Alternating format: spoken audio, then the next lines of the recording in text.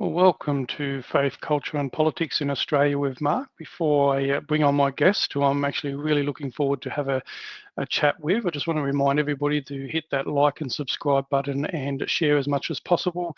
Remembering that independent podcasters like myself are heavily censored as well, and we rely on people like yourself that can share our content around and support us as much as possible. So, without further ado, I'll introduce our guest and run through a bit of a bio there, and we'll bring him on stage after that. So today, I'm really pleased to bring you Professor Ian Brighthope.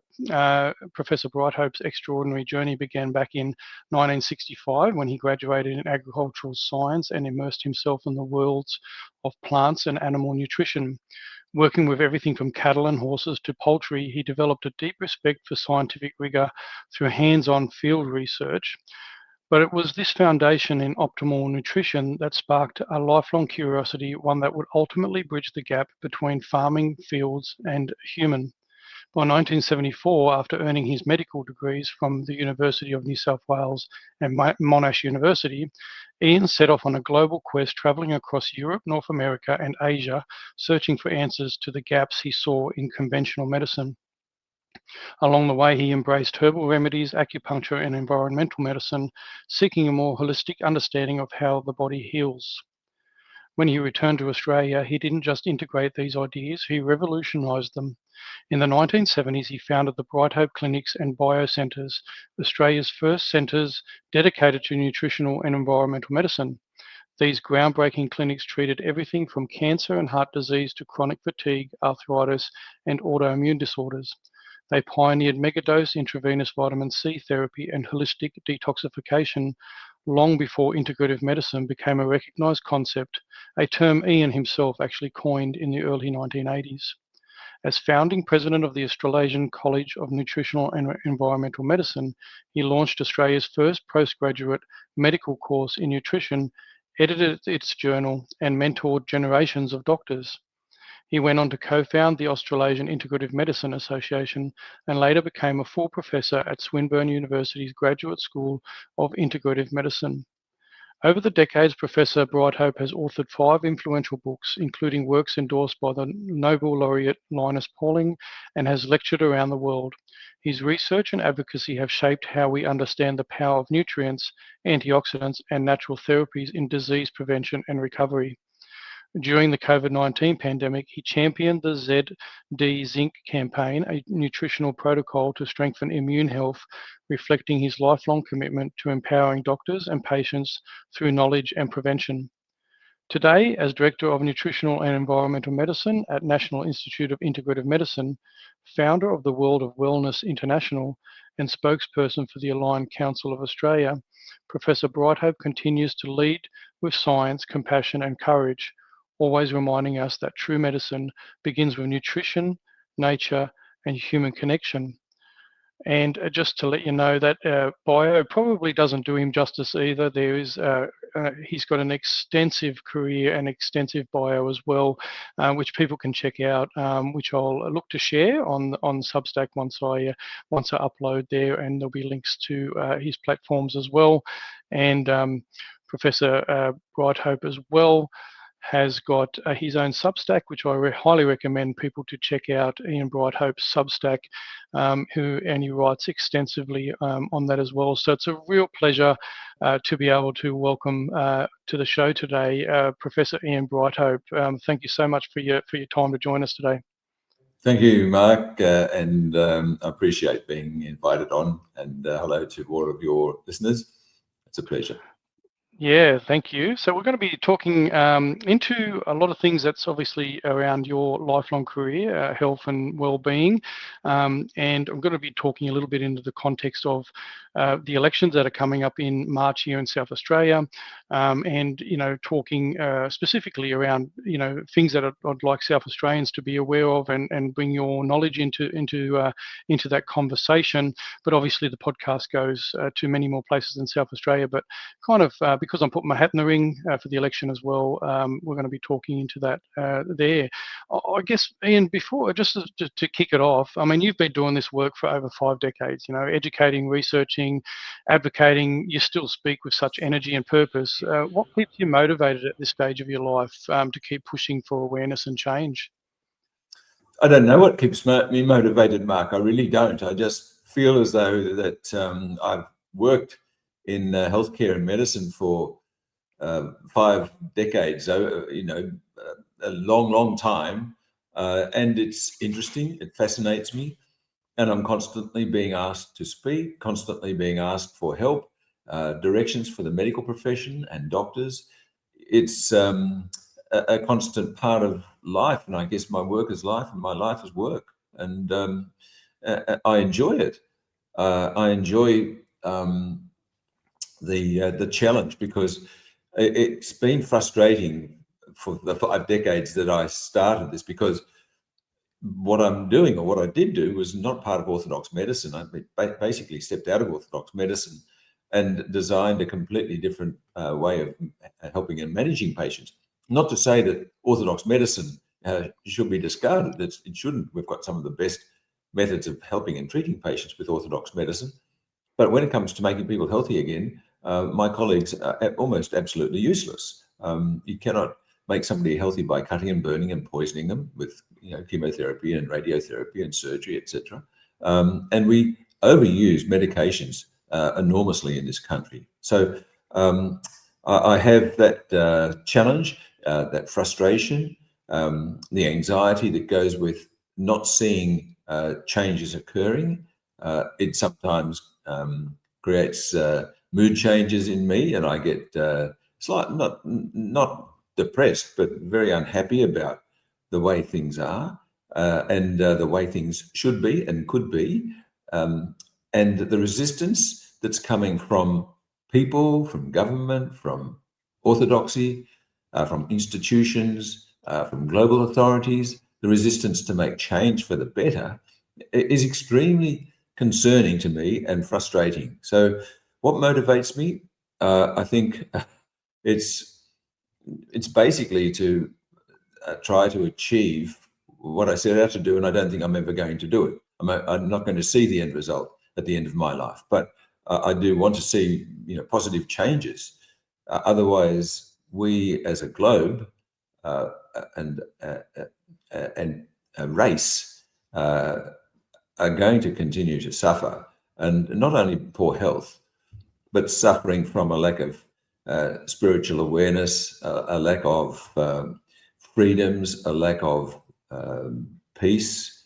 I think peace and health have to be achieved, and one without the other is impossible. So, yeah, look, it's about human endeavour and a challenge.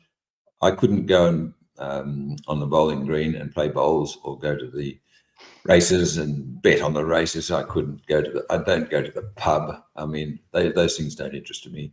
And you talk about my CV, Mark. It may look long to you, but compared to some of my academic friends who don't really do much in this world but write papers, it's a very small. Very small. Just shows your humility, though, Ian, I reckon. Just shows your humility. Look, and you know, your passion just shines through. I've watched you on other podcasts and seen doing this. I mean, I've woken up a lot over the COVID period, and as many people have, and that's, you know, why we're having these sort of conversations, because there was a lot that was done wrong through that period, and there's a lot of lessons that we need to learn out of that. But as you know, the health and wellness space can be pretty crowded these days, from high credible practitioners, like you said, those offering advice that some might call fringe or even quackery. I mean, this is, you know, you've done extensive work. You spent your career bringing science and integrity to integrative medicine, often against the tide of skepticism, which we've seen out there. How do you strike the balance between staying open to innovation and ensuring that what's shared with the public is truly evidence-based and responsible? Well, what I look at, Mark, is what is the basis of science. Looking at the fundamental sciences, I mean, mathematics, chemistry, physics, they all come into it. The biological sciences are dependent on those 3 modalities. And when one looks at nature. One has to be observant and have a feeling and compassion for nature and individuals. And we always talk about the science and art of medicine. And what's happened is neither exist anymore in a lot of modern medicine. It's basically a technocratic or technological advances have taken over. And this is what concerns me, that people say that the current information systems with regard to the science of medicine are true and can't be argued. But that's not what science is all about. Science is about continuing to develop and continuing to ask questions, continuing to innovate, and continuing to look for new solutions to old problems. And I think when I decide to promote something, for example, when I started giving high doses of intravenous vitamin C, I had learnt about vitamin C being very important to prevent scurvy. That was at medical school. I might add that we only did 4 years of nutrition in a 6-year medical course. So it was a bit of a waste of time in terms of learning about nutrition at medical school, but it was something that I learned a lot about during my science career. So going back to the fundamentals, I looked at vitamin C, preventing scurvy. How did it work? And this is going back a long, long time. Who was using it? How was it being used? What it was being used for? And there were claims that it could actually, by Linus Pauling, the famous Nobel laureate, that vitamin C could prevent and treat the common cold. But it wasn't 100 milligrams per day, which is the RDA, or roughly the RDA, to prevent scurvy. It was, in terms of preventing and treating the common cold, was using hundreds of milligrams or thousands of milligrams, which takes it into the gram dosage form. And as a result of that, he made these claims and published his book and found it was very useful. Other colleagues of mine were using it by injection to treat and prevent serious viral infections. They weren't getting that much success, but it was far better than when you just let the patient get sicker and sicker and possibly die. And that was happening with our Aboriginal children who were being vaccinated and dying from the vaccines. And Dr. Archie Kalakrinos came back and started using injectable vitamin C and helping to save these babies' lives. So for me to advance this, I needed to look at the mechanisms of action of ascorbic acid or vitamin C. And way back in the 1970s, 1980s, we knew many of the mechanisms of action. We knew about the chemistry of the molecule. We knew that adult humans and adult apes, the guinea pig, and a couple of other species could not make vitamin C from glucose, blood sugar. So there was a deficiency in our species that needed to be corrected, and often diet or intake was not sufficient. And back in those days, the oil chemists had discovered free radicals in oils that caused the oils to degenerate. We now know that free radicals can cause butter to go rancid, and free radicals can cause a whole lot of things in biological systems.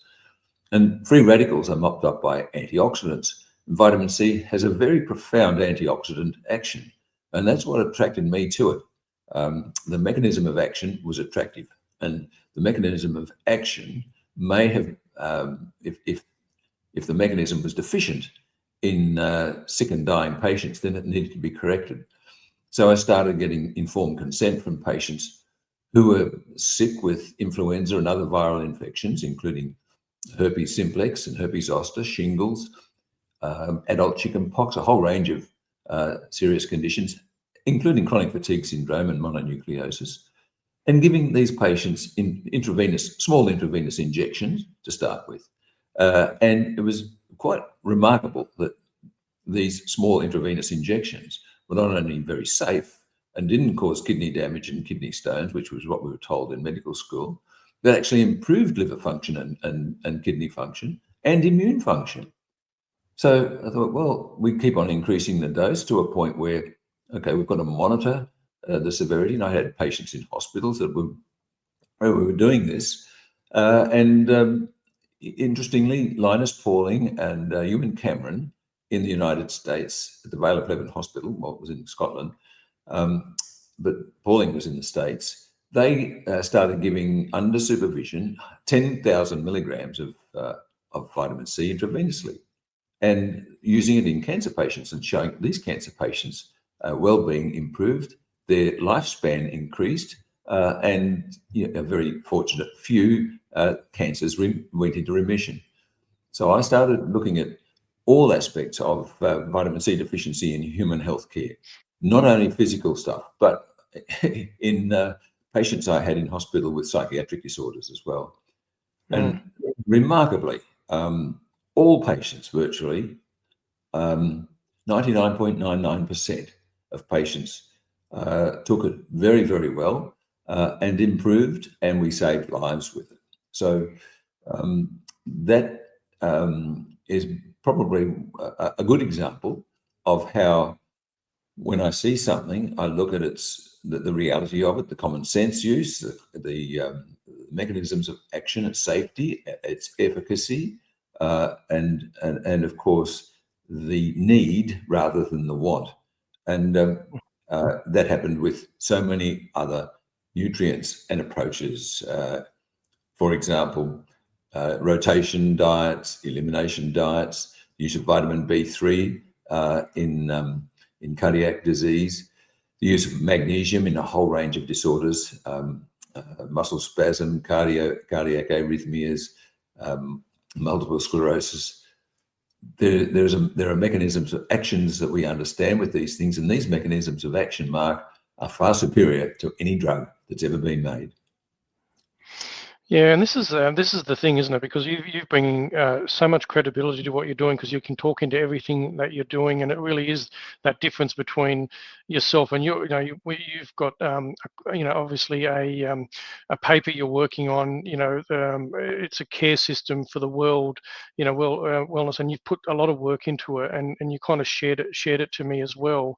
And I'm just going to bring up quickly, just before I move on to the next sort of question, we get into sort of that, but this is just a short version of you explain your concept behind a real wellness and healthcare system for the world designed in Australia, or we face an horrific future. But that is a shorter version of what you've sent through to me, and you're still working on it.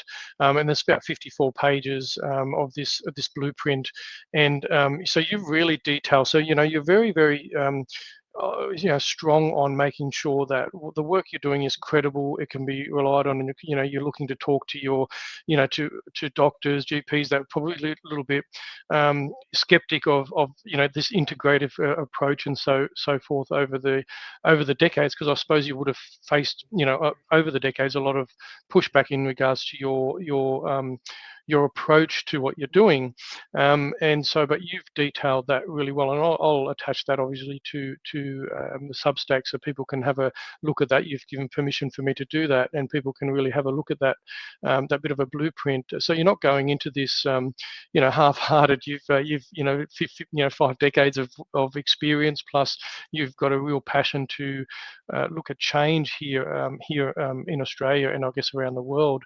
So I guess that brings me to talking a little bit about South Australia. I mean, what I'm going to be talking about, you can probably relate it to every state in the country, really.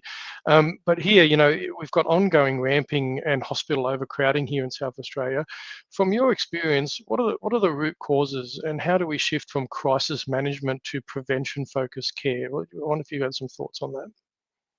Well, the paper I wrote, Mark, that one that you showed, 54 pages, is going to be expanded to 500 plus pages in the next few months, hopefully, when I get spare time to put these things together.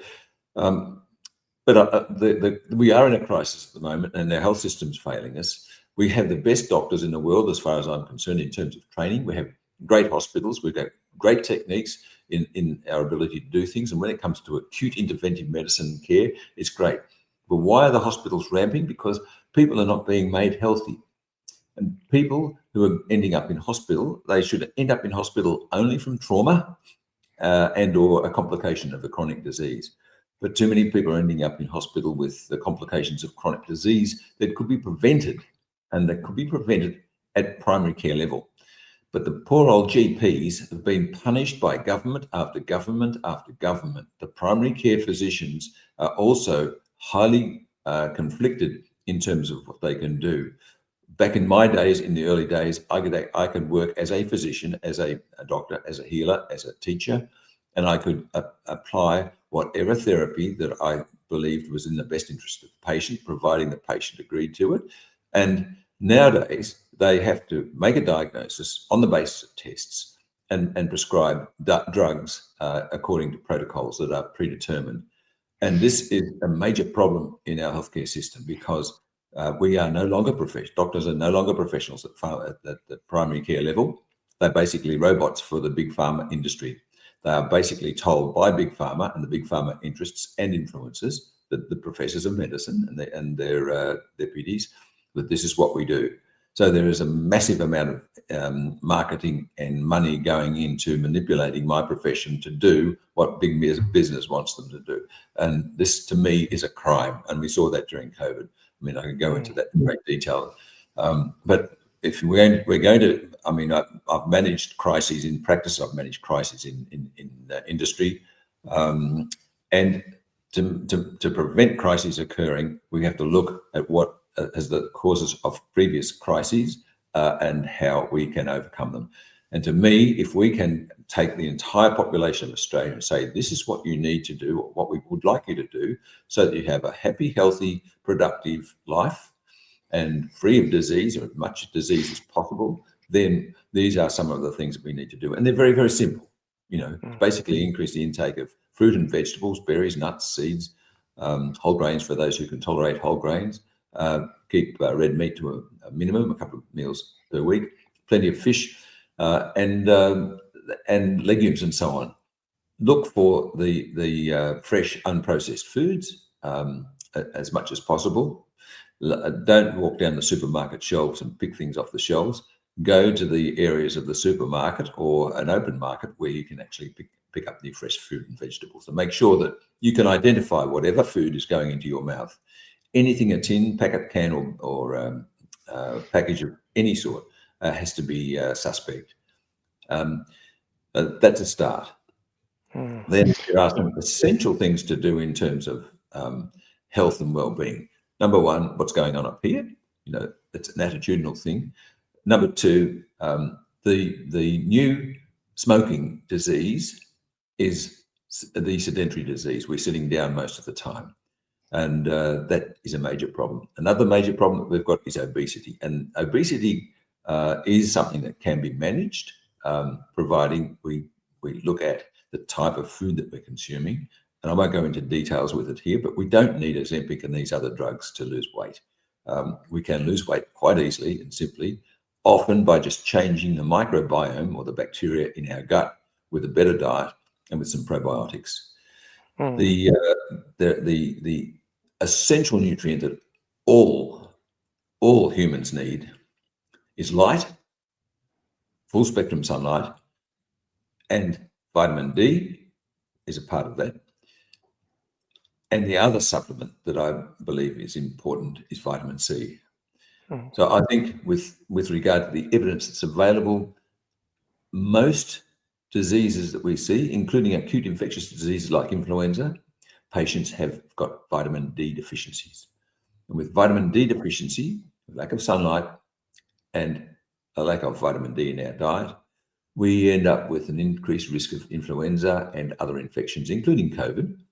But we also increase our risk of certain diseases such as prostate cancer, breast cancer, and possibly Alzheimer's disease, and probably multiple sclerosis and many, many others. So it's very, very simple. Take off as much clothing as possible. Go for a walk for 30 to 40 minutes, at least 5 times a week. You don't need to go to the gym. You don't need to go pounding around a park somewhere. A brisk walk does your heart as much good as anything else. And the other thing, Mark, is social isolation. Isolationism is a major problem in the Western world. We have too many people who are lonely. It was one of the prime ministers in Britain who actually formed a department of loneliness, because loneliness also carries with it a risk of disease and early death. So my suggestion is with this new health, wellness and medical system. And when I was writing it, I was thinking about Australia, but it would be good for the globe, is to have primary care and tertiary care. Primary care being the doctor who not only at primary level treats an acute illness, but a doctor in the clinic who can actually give patients who've got chronic disease advice with regard to their diet, their exercise, their lifestyle, and so on. What I've just been talking about. And for those who do have a chronic illness like heart disease and diabetes, epilepsy, autoimmune disease, cancer, they go to another doctor in the centre who assesses them and determines whether or not they're at risk of getting complications in the early part of the future, in the next few months, or straight away.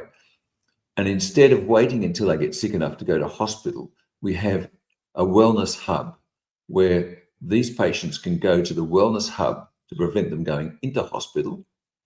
And for patients being discharged from hospital, they go to the wellness hub to be made healthy and well again, optimizing their health so that they don't need to go back into hospital, but the GP, the general practitioner, and the integrative doctor can keep them well enough out of hospital and also from time to time use the wellness hub.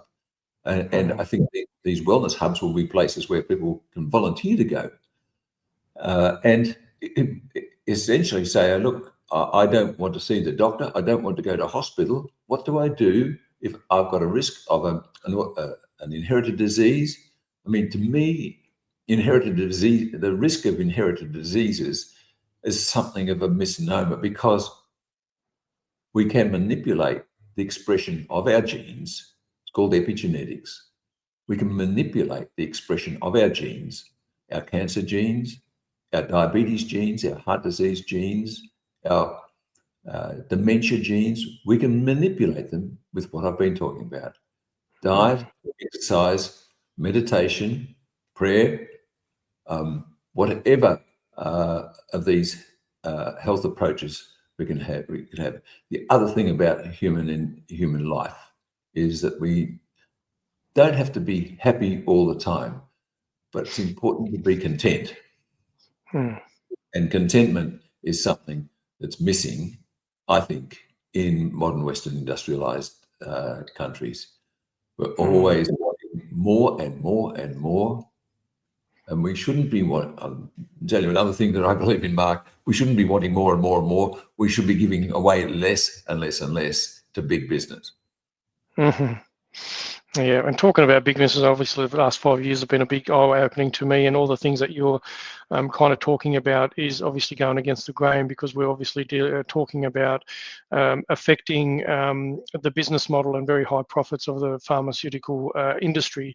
So obviously that's something that's come about, and this is not just me talking about. This is, you know, obviously getting well known now, and COVID kind of, a lot of people say they overcook their pudding or whatever it is with that, and a lot more people are realizing that that a lot of a lot of our doctors, or even health and well-being, is heavily controlled by pharmaceutical influences. So that's a huge thing. So look, it seems like, that we've lost sight in general of prevention and wellness in public health. It's really just been about this sickness model that kind of you talk into. So if you were to give the SA government today, if you were to advising the SA government, what immediate practical steps would you, give them to ease pressure, beyond just adding more hospital beds? I mean, you talked into a bit, just like, what you've just talked into. Obviously, the listeners, the people watching will go, oh, great, I can kind of put those things in place, and we start looking at these things and have those conversations.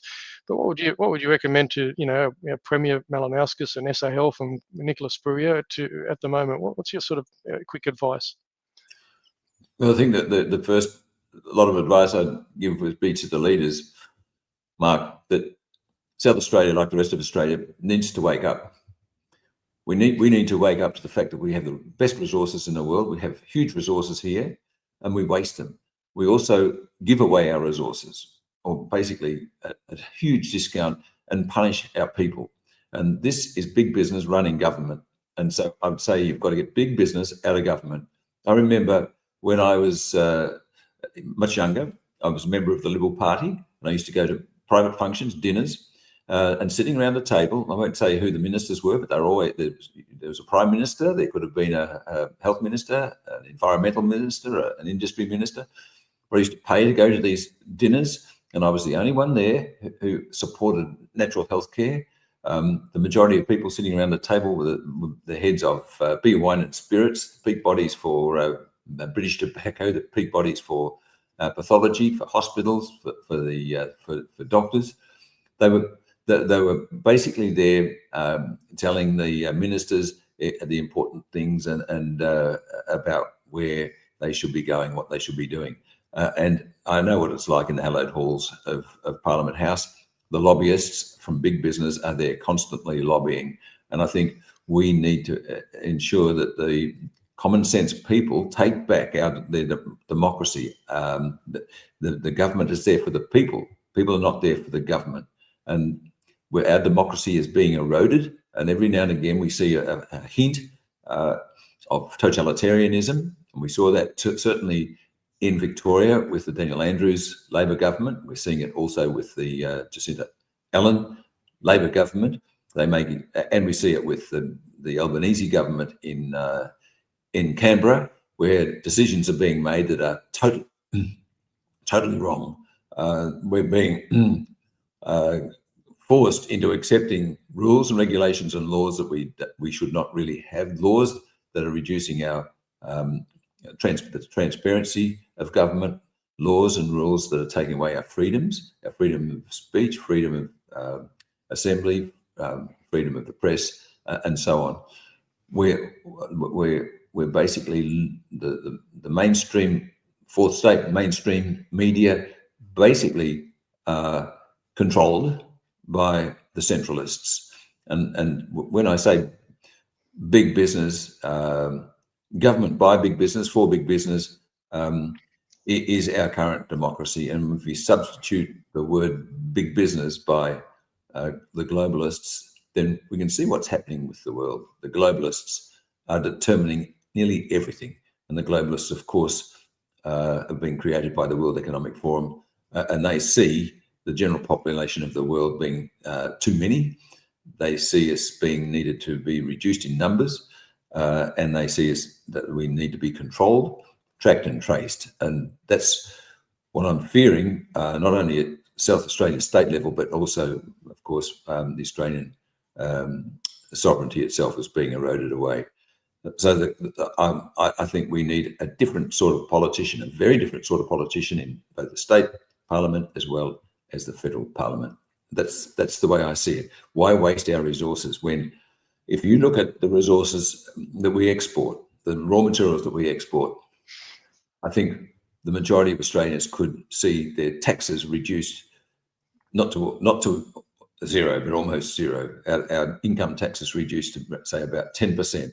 When you look at what's being given away and the wealth of this country. But I just feel that the tax system is wrong, and that we have become more and more like slaves to the system, and we shouldn't be. But this is what the globalists are wanting, to control the global population so that they can live an extremely sophisticated and privileged life.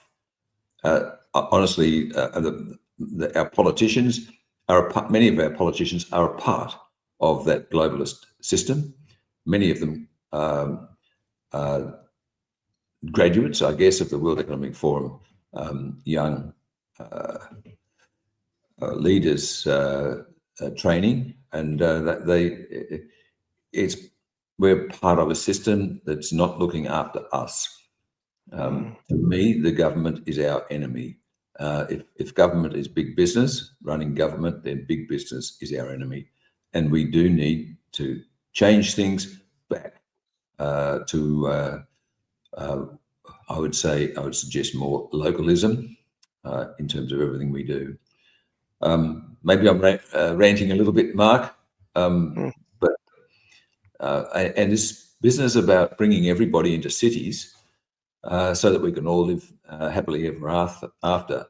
They're building multi-story buildings in very nice suburbs in Victoria and destroying the suburbs, basically to bring people all together into the cities, away from regional areas, so that we are better controlled, tracked and traced. And God forbid that I hope South Australia breaks away from the digital ID and the use of CBDC, central banking digital currencies, because if we lose those fights, if we all have to have a digital ID, we're going to be tracked and traced for the rest of our lives, and we'll end up with chips put into our hands, as they're doing in places like Sweden. Very frightening. Yeah, well, I mean, I don't hold out much hope for that here in South Australia, because we've sort of led the way, and I've done some podcasts and some exposés on that before. That, you know, we're sort of we designed an app that was used through COVID for tracking. We've got facial recognition technology we've been working on here for quite some time. They've been talking about smart city technologies since at least 2015 here in South Australia, which I've covered in an exposé. You know, we're obviously going into that. The climate thing's another thing. We're putting a bid in for COP31. The whole net zero, renewables, the whole lot. So South Australia, unfortunately, is deep into the throes of everything that you mentioned there. And one of the other things I raised recently, which is very concerning, and even Sarah Game here, to her credit, raised it. Obviously, got the international health regulations and the World Health Organization pandemic treaties, but the newest update to the Emergency Management Act, the amendments here in South Australia, pretty much put that on steroids, and already in thinking forward for the international health regulations and pandemic treaty. So look, South Australia, for those watching my podcast would understand, if someone happens to be obviously watching that isn't a normal regular viewer, you kind of need to do some research, quick step, because we are massively under tech in this state as well, as everywhere else in the country. So look, we've just got to do what we can to raise awareness, to talk about these topics with whatever means we have. Censorship is rife, because the things that we're talking about is labelled in a lot of cases as mis and disinformation. So our voices are strangled a lot, but we just got to keep pushing ahead, like you've been for the last sort of at least 5 decades, and you're continuing to do so. I really take my hat off to you, and you've given some obviously some options there already, because some of my questions were around, like, what would you suggest about principles in the public health strategies and so forth, and you've kind of already indicated into some of the treatments that you're talking about, the getting out there, getting some sunshine, getting exercise, vitamin D and C, and all those sorts of things. So these are very these are cost-effective interventions that our state could lack at. But one of the things that worries me is that they're constantly on the media talking about taking this jab or taking this medication, but very rarely do you hear our premier, or even chief health officers, or the minister for health talking about constantly getting on social media or media saying, this is what we recommend to get healthy. This is what we recommend to build your immune system. This is what they're quite happy to recommend everything else. Does that need to change? Does the messaging need to change, you think, in what they're sharing? I mean, I think I know what the answer is, but you obviously do, don't you? Yeah, I do. I mean, the message does need to change. I mean, these people are either idiots or fools or ignorant. And unfortunately, we've grown up in a system that has been completely controlled by those who want to make money from us. And they're controlling everybody. They control our universities, they control our schools, they control the teaching, they control our research institutes. And just today or yesterday, I hear that the Labor Party in Canberra have passed the law for the CDC, the Centre for Disease Control, Now, we know that the Centers for Disease Control in the US have been completely corrupted.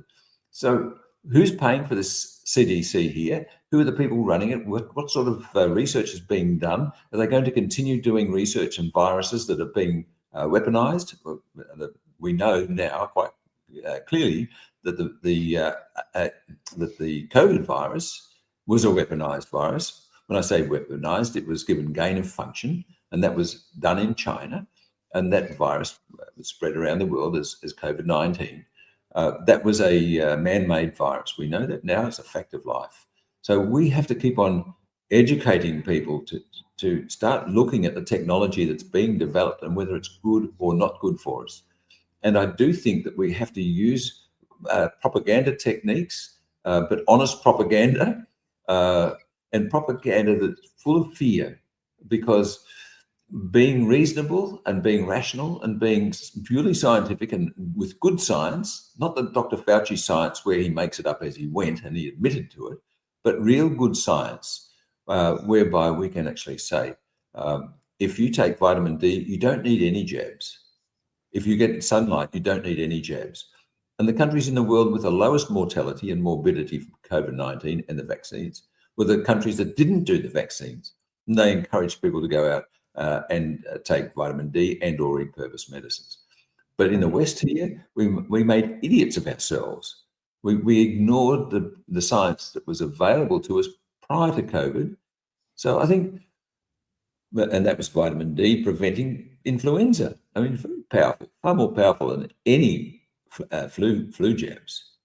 So I think we have to say, well, if we're going to have a digital ID and be identified and tracked and traced, then we will, if the powers that be have our data and our face, and they know that we have, for example, as a diabetic, gone and bought an extra couple of cans of Coke from the supermarket, that purchase is registered and recognised straight away by the system that will come into force. And that person who's diabetic, who bought 2 extra cans of Coke and has a high blood sugar level, will be told to go to the doctor, forced to go to the doctor. Or they will lose social credit points, which are the points in China that will come here. You lose the social credit points, then you won't be able to use any money. So you won't be able to use a taxi or Uber to get to the doctor until such time as you end up, and they'll be monitoring your blood sugar level, because that's what will happen. You'll have one of these pads or chips that put into your arm as a diabetic, which exists now. It goes to your doctor. It'll go up to the cloud, and the system will take the digital ID system.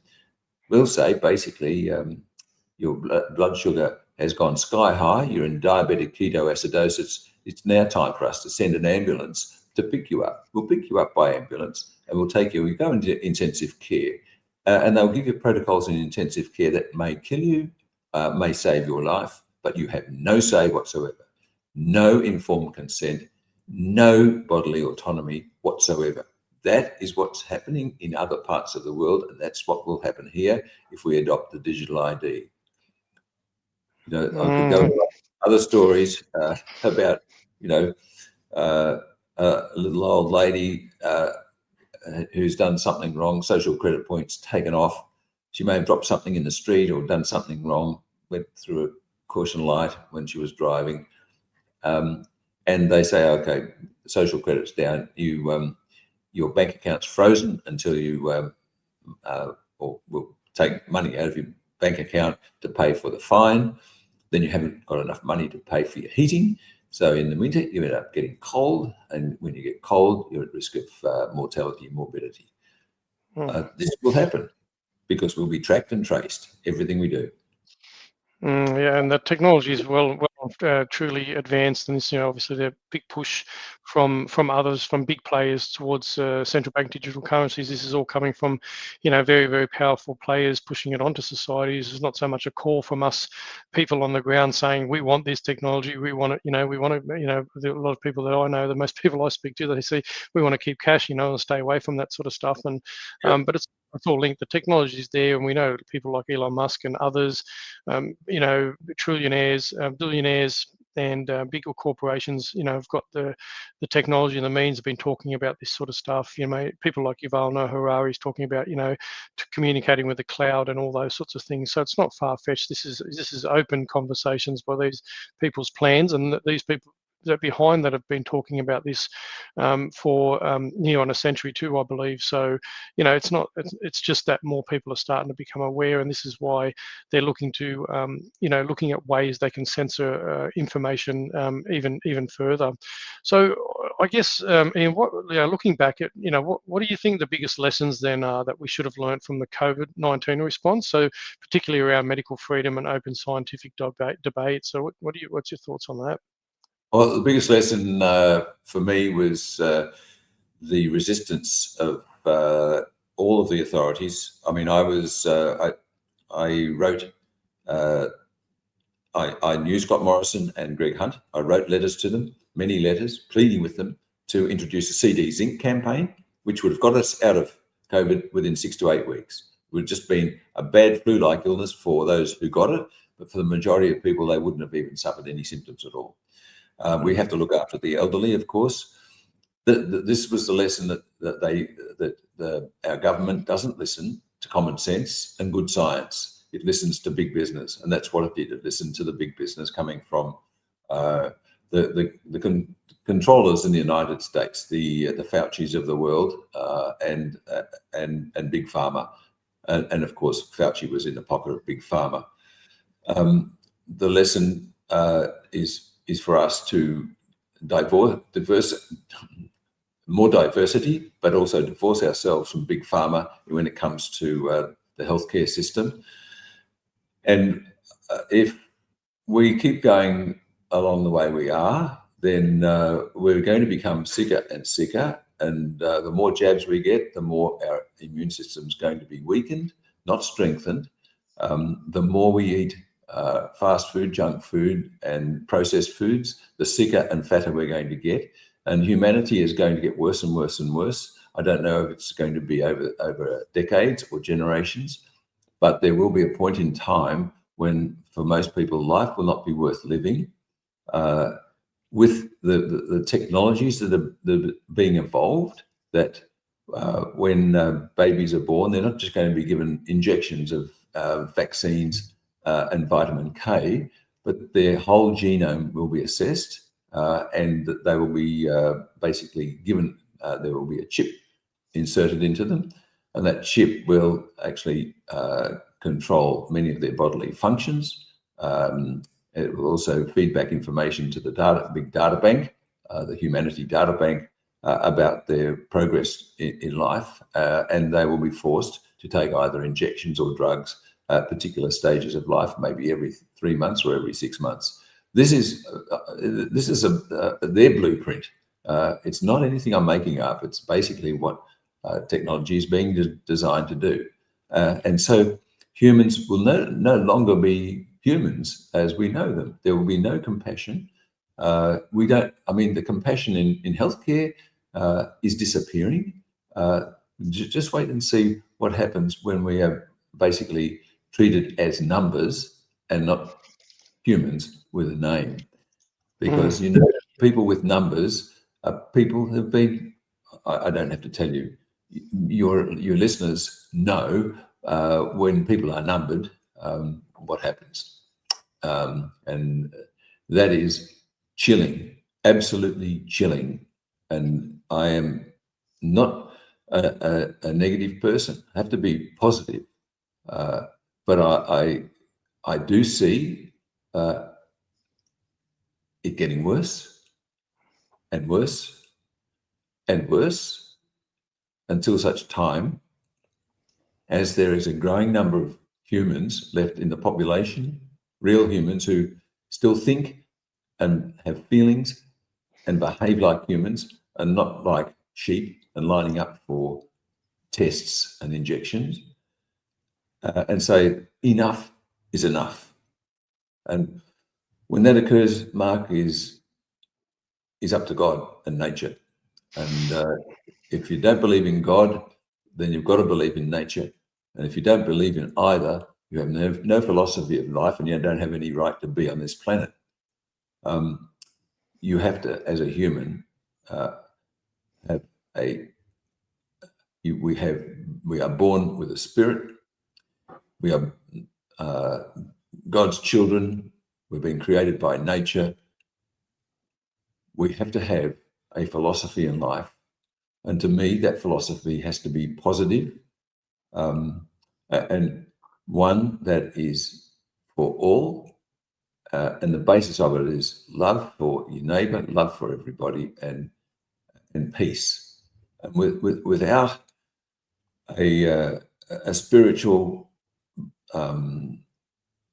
dimension to your individuality, without the compassion for others and love for yourself, then there are no values. And I've seen, I'm sure you've seen, values that have been created by Judeo-Christian civilization are melting away. And I have to say that our mainstream media is a major contributor to the demise of our civilization as we knew it. Many of us will delude ourselves and believe it's still there, but I think it's got to get worse before it gets better. Unfortunately. Yeah, very fair. I agree, and the attack on the Judeo-Christian values and ethos and so forth, and things that have built this great nation and others, is under attack from many different fronts, and the undermining of the family, and just so many aspects of our life. So, and it is a really good segue to something that I was just going to show a really quick clip and kind of then follow it up. But it kind of talks into this kind of almost this humanity that you were just talking about, this this love of neighbour and that. But I'll just quickly show you this, and you might have seen it. It did a bit of a run around a while.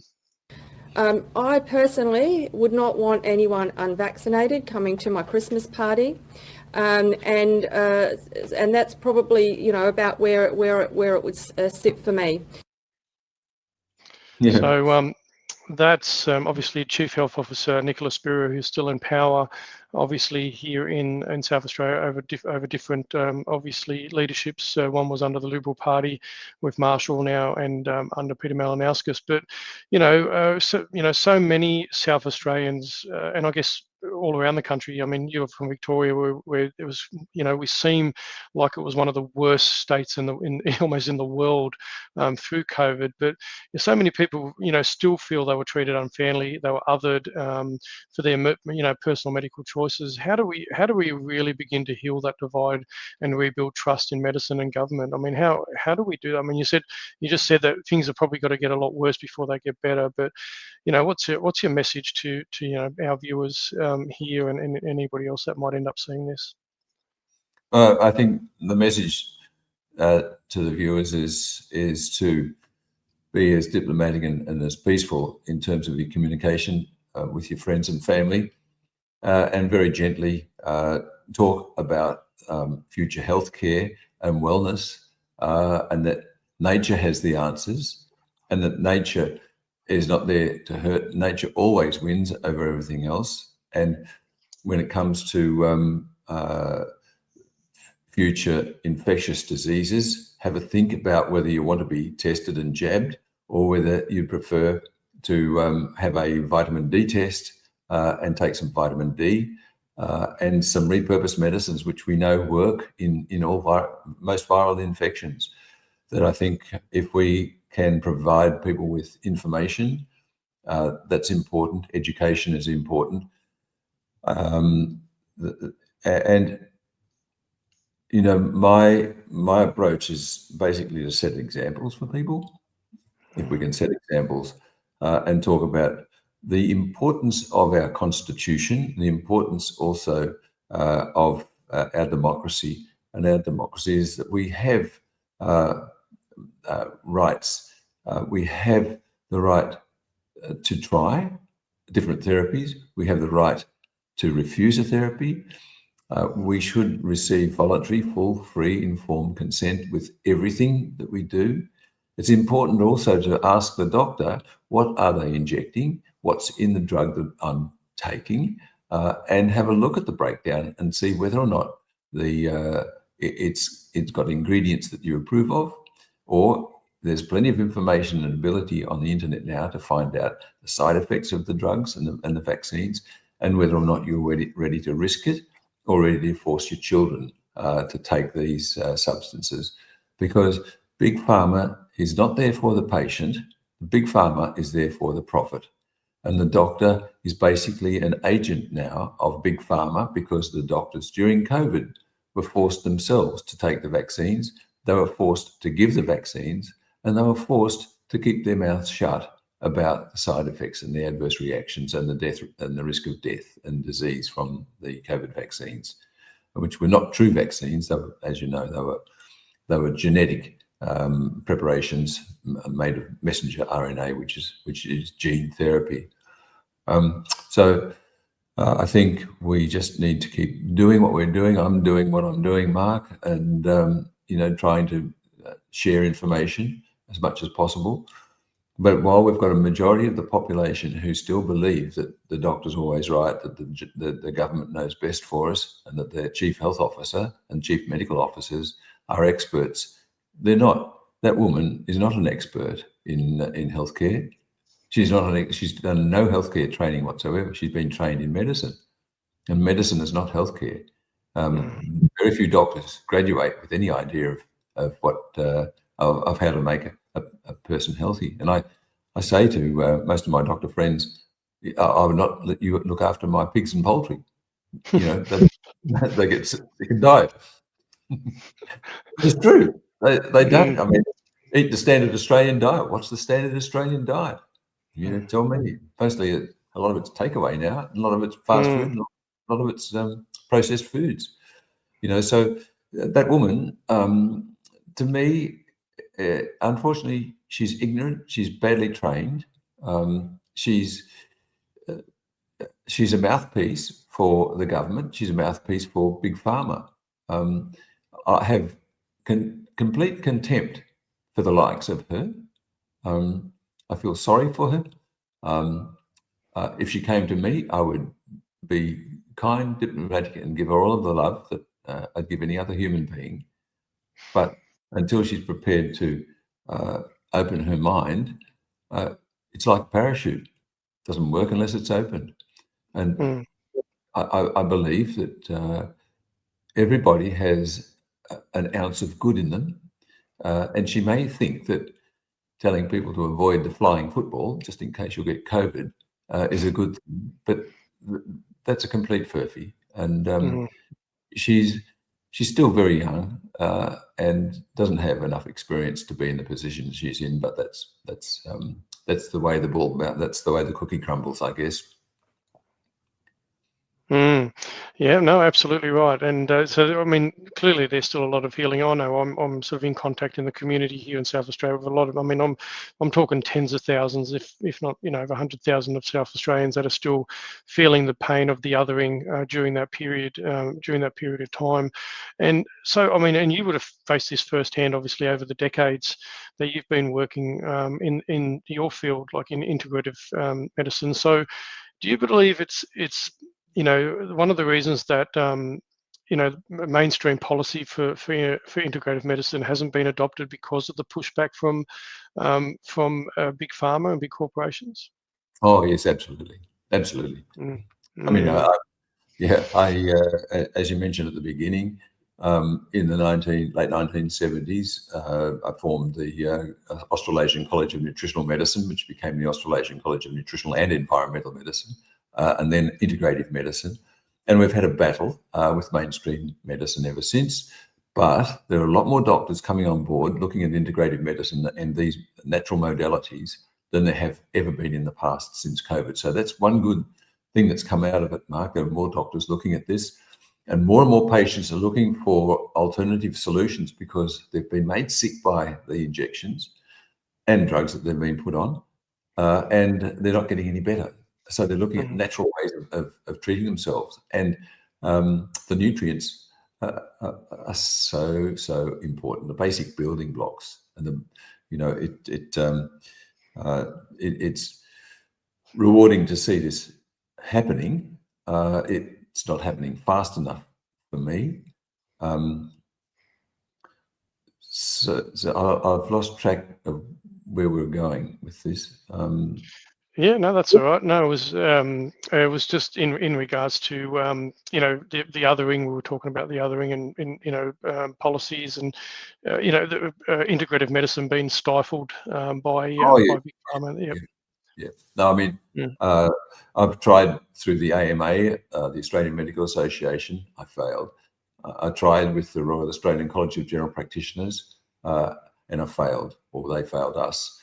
I've tried through the government. I've tried through the regulators, various departments, and I found that the only way of doing it was basically, if it's going to be, it's up to me. And that's why I formed the College of Nutritional Medicine. And it's now been going for 45, 46 years.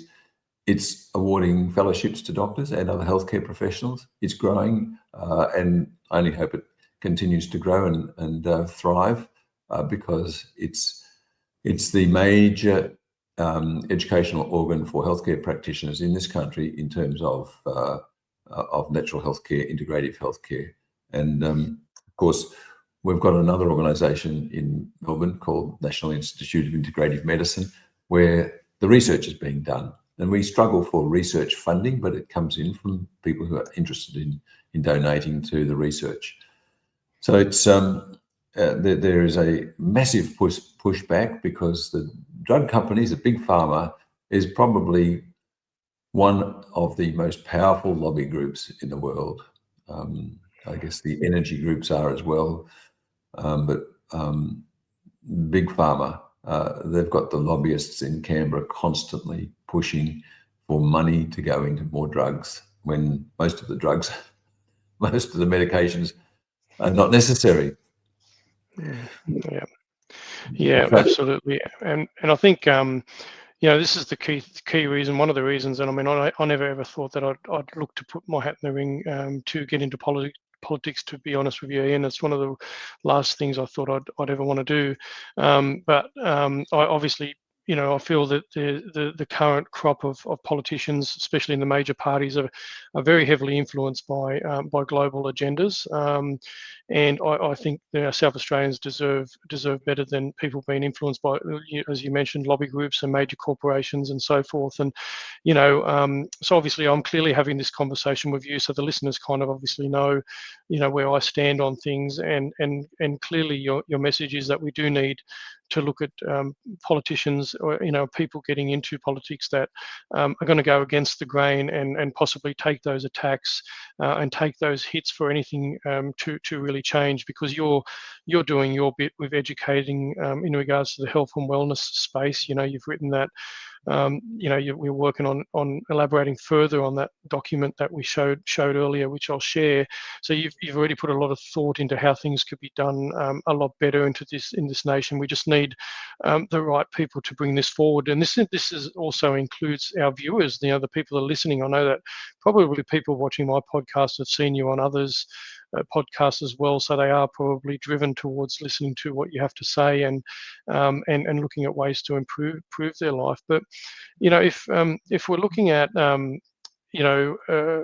South Australians that are looking disillusioned about the whole health system, is really just follow the things that you're working on, the world of wellness and other things you're involved with. You're obviously involved with the Airline Council of Australia. But if every listener sort of watching now just made one small change tomorrow to improve their health, would it be what you talked about earlier, is look at their vitamin C? I mean, getting blood tests, look at vitamin C and D. I mean, are these just things that you can kind of start doing without any real risk?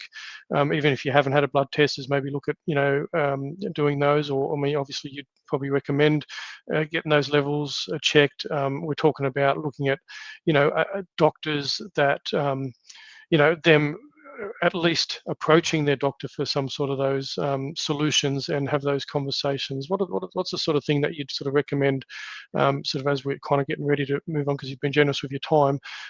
What would you recommend to South Australians in that regard? Mark, my recommendations would be sit down and have a think and talk with your family about your lifestyle and get everybody on board to say, look, we're going to get healthier and fitter, and this is what we're going to do. And I recommend, first of all, fresh, unprocessed foods. Eliminate sugar from your diet and white flour products. No sugar, white flour products, out of the diet completely. Fresh, unprocessed foods, and be able to identify your foods. Increase your intake of fruit and vegetables so that you're taking a total of 7 to 9 per day of fruit and vegetables. Not, don't have to overdo the amount, but increase your intake of healthy nuts like Brazil nuts, walnuts, pecans. Cashews and peanuts are not the healthiest of nuts. Berries, seeds in your diet, and drink plenty of water. And if you've got gut problems, look at a probiotic. If you don't have gut problems, if you've got gut or no gut problems, I recommend some vitamin C, and to learn about how much vitamin C you need and how much vitamin D and sunlight you need. They are very simple things for everybody to do. For those who can go to the gym, that's fine. For those who only want to go for a walk, then do so many steps. I put up a Substack on longevity some time ago. I'll see if I can find it again and provide it to you, Mark. It was a talk I did in Prague on longevity and healthy eating and healthy lifestyles. Make sure you take a bit of time out for yourself every day, say 20 minutes to pray or to meditate, or even just to sit down and hum, which is a very good pastime if you want to. If you hum, the brain vibrates and cleans itself out. I'm doing another paper on that pretty soon. So these are simple steps, and do it bit by bit. Don't try to do it all at once, because you'll probably give up. It's too much to do. But break some old habits one by one, and say, well, this week I'm going to take some extra vitamin C. Next week I'm going to get some extra sunlight. I'm going to not eat any sugary things or white flour products. I'm going to have whole grains, whole grain rice, beans, nuts, seeds, and so forth. And what I mentioned earlier about the diet. But it's most important to increase your vegetables, leafy, stem and root vegetables, and say 2 or 3 pieces of fruit per day as well, or berries. And have a treat every now and again. But treat it as a treat, not as a right or a privilege or an everyday thing. And I think, there are more spices in your diet. Spices like turmeric and garlic and ginger, they add great variety to your diet, and all of them have got therapeutic properties, anti-cancer properties, anti-inflammatory properties. They have 3 wonderful spices that are easily obtainable and easy to cook with. So excellent. Very simple, but straightforward. Yeah, and you mentioned that article in your Substack. So look, if people want to know, obviously want to know more, they follow you on your Substack, Ian Brighthope Substack there, where you've got all your articles, everything you've done. And a lot of them, I get them in my mailbox. They're very comprehensive, well put together. You must spend a lot of time on that. I mean, obviously you've got your 50 odd years of experience to put those things together. So, but highly recommend people to at least follow along and get some insights about where you're at. Obviously, the world of wellness, and people can obviously, if they need to reach out with you, out to you, they can do that. And we mentioned about things being a bit darker just as we wind up. You mentioned things about probably getting a bit darker, but what actually gives you hope for the future for health in Australia? What roles can our listeners play? Because I know we want to be a bit uplifting and give people hope. So what gives you hope? Well, what gives me hope is the challenge we've got. What gives me hope is the number of people who are coming across to our natural health care the number of people who are saying no to tobacco, no to alcohol, the number of people who are believing in some sort of a philosophy in life. I think there's a huge growth in natural health care as well. That really it gives me a great degree of hope, because, you know, Mark, these globalists and the politicians and the people that I'm critical of now, they will either themselves want our help or help of our nature one of these days, or their children or their grandchildren will need it, because medicine doesn't have all of the answers. We have far more answers than medicine has. The biggest answer that we've got is to get well and stay well and live a healthy and happy lifestyle, and be creative. I mean, what I really enjoy is getting up every day, going from a walk, catching up with some friends down at the coffee shop. You know, you can't beat that. You can't beat family, and you can't beat the love of everything. So you just get some love into your system, and I mean, you can do that in many ways. But it's so important that at the end of all of this, no matter how bad things will get, and for some people in this world, things are very, very, very bad. I mean, look at Gaza, look at the Ukraine, and look at other parts of the world. We are so much better off than them. But we don't want to continue as humanity being controlled and being forced to either go to war, or being forced to pay high taxes, or being forced to take medications that are going to be of great harm to us, and certainly injections. So hope for the future is one of the things that I've always had. When patients used to come to see me and they say, "You're Dr. Brighthope," and I say, "Yes," and I'd say, "Well, I'm feeling better already." Well, I guess that's a testament to your nature, and probably a good point to close on as well. So, look, Professor Brighthope, thank you for your wisdom and your lifelong dedication to helping people live healthier, freer lives. It's been an absolute privilege to have you on my podcast today, and I really do appreciate the time that you give to everybody, to many people. You've been on many podcasts, you've talked into many topics. And there's so much to talk about. You could be quite easily, living your life and doing other things, but you're dedicating more of your time to give back to people. So I'll be following closely your continued work, and I encourage South Australian and others to do the same. So thank you so much again for the time that you've given me today. Thanks very much, Mark, and best of luck with your endeavours at the political level. I'll certainly be following you, and keep in touch, please. And thank you for the invitation to speak with you today, and your friends. Yeah, no worries at all. I'll definitely, I think I'm definitely pushing a big boulder up the hill, but life's full of challenges, and we've just got to try and keep pushing it. Keep pushing. Yeah, that's exactly right. Good on you, Ian. All the best. Have a great one. Thanks, Mark. You too. Take care. There you go. That was Professor Ian Brighthope, and as I said, you can follow Professor Brighthope on his Substack, as well as his other platforms. But I'll also be sharing links to his articles that he's put together, the blueprint, which he's still working on. And as always, that I'll be finishing with a song, or Christian blues, before I finish off. And I wish everybody a great evening. And as always, if you want to see more, you want to support independent media, hit that like and subscribe button.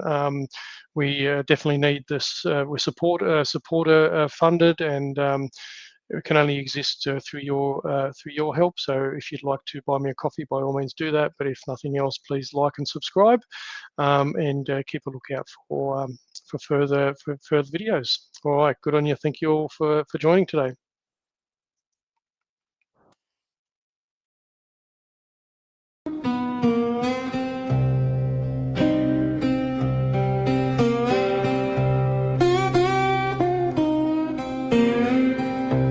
A man went walking through a field when something holy was revealed. A treasure buried deep below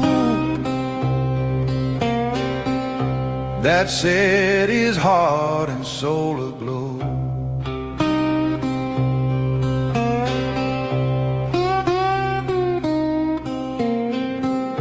He hid it back with trembling hand, then sold his house, his goods, his land. He gave up all to own that ground where heaven's glory had been found. There's a treasure worth it all, more than riches, great or small. When Jesus calls, don't hesitate. Sell everything, step through the gate.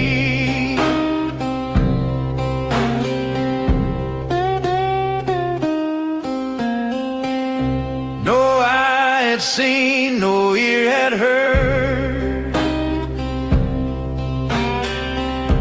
the joy he found beneath that dirt.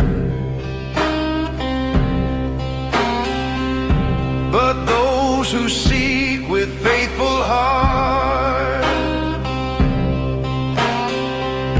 will find the pearl set far apart. The world may mock the price we pay, but grace can't wait, don't miss the day. For in that field lies life divine, and peace this world could never